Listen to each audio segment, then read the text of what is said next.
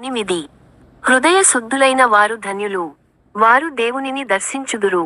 మన హృదయం పవిత్రంగా ఉంటే దేవుని అనుభవించగలము. హెబ్రీయులకు 12:14 శాంతిని, పరిశుద్ధతను అనుసరించుడి.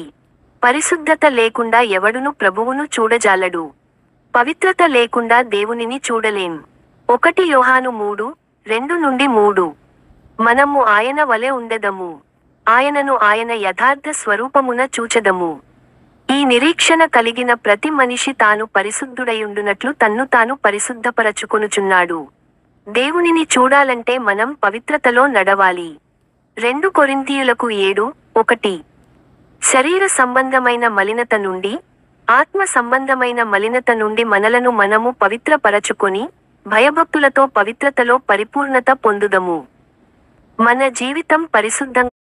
కీర్తన 24:3-4 యెహోవా పర్వతమున ఎవరేరోహించగలరు? ఆయన పరిశుద్ధ స్థలమున ఎవరు నిలిచెదరు?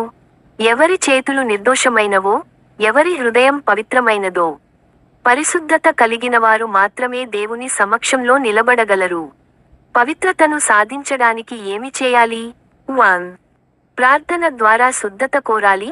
కీర్తన 51:10 దేవుని వాక్యాన్ని అనుసరించాలి. యోహాను 17:17 పాపాన్ని విడిచిపెట్టాలి.